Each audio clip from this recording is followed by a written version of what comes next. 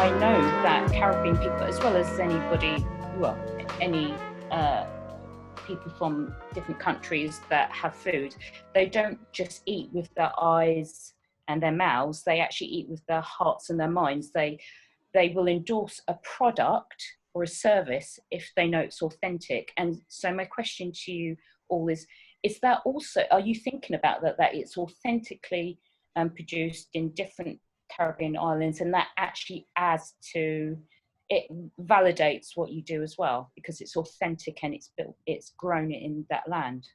That's the idea. The Caribbean really needs to be able to capitalize on their own good reputation for all of this. And right now it's just circumvented. You have other people taking credit for it and using their own supply. So I believe this will make a difference there. Here's a quick case study. Grace Kennedy. You've probably heard about Grace. You have seen Grace products in your supermarkets in the UK. Yeah. Jamaican company, very large agro-processing company. Met with them a couple of years ago. They actually contract out farmers to grow peppers. They use pepper mash as a product to make a lot of their other products, including jerk sauce. The week I was there, they lost 40% of their pepper crop due to a flood, right? They're actually importing pepper mash from Louisiana to make Jamaican jerk sauce. That's just not right. Right? And does it taste different, Ralph? Is there an actual difference in taste and texture? And obviously they have a recipe for their jerk sauce that is unique. But if you want to brand it as a Jamaican product, then you need to use Jamaican ingredients or Trinidad ingredients or wherever, right? We want to create all of the ingredients for those products on island.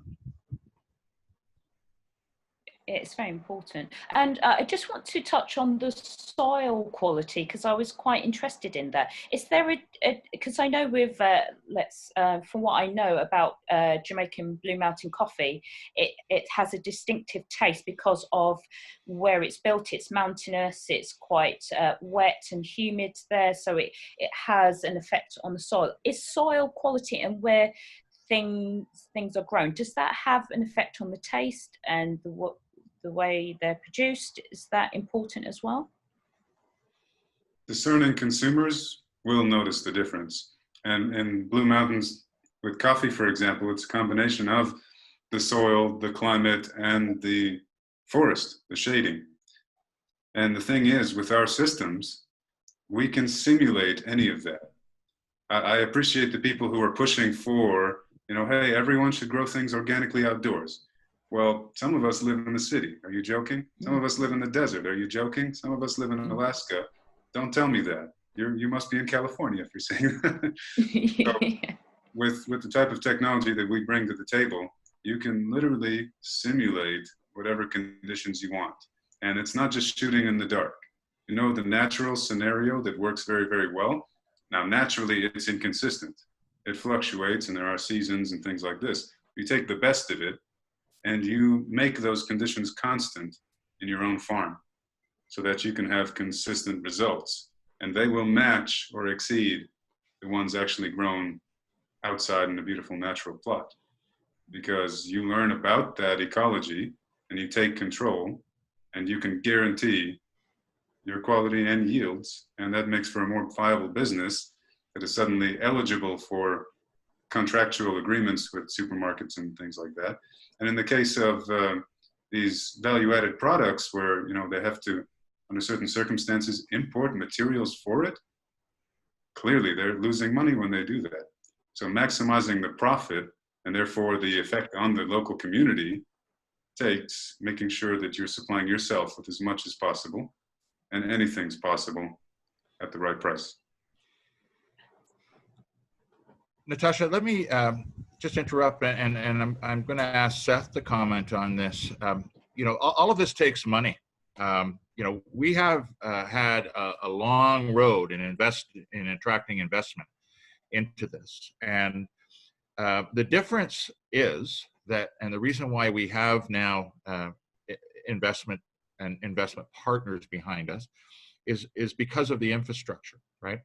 Our infrastructure is now built to the same level that a lot of the hotel and resort infrastructure is built to, and that, you know, meeting certain building codes, et cetera, which means that we can get insurance.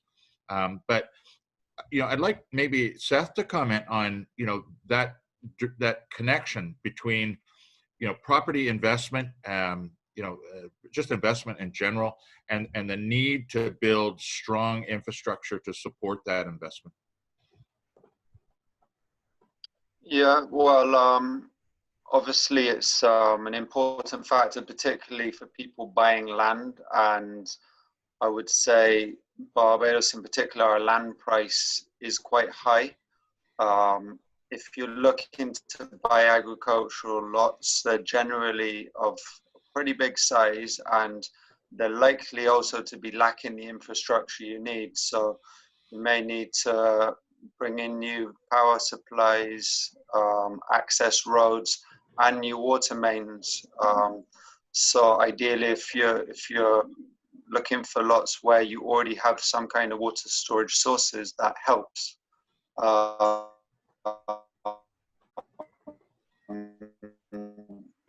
So yeah, I mean, working with, you're not necessarily looking to find land that is particularly fertile, because you're really starting with a fresh system, and that isn't of particular importance to you.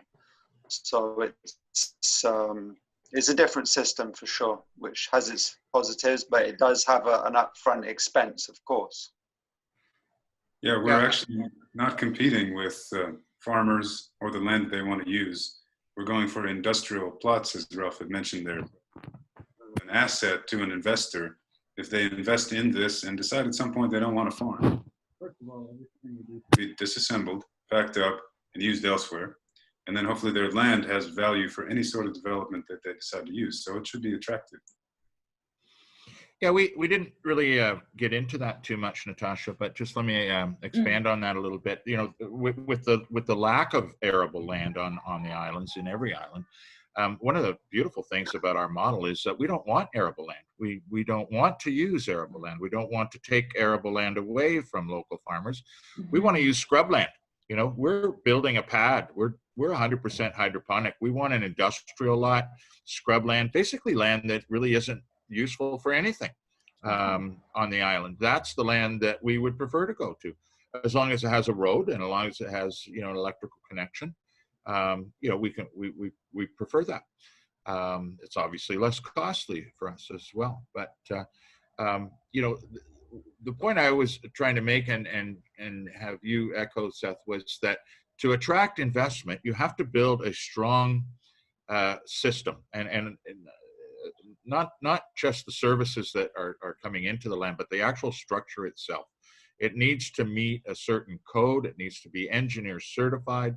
And without that, you can't get insurance. And without that, you can't get investment in those projects. And that goes, you know, for homes or resorts or hotels.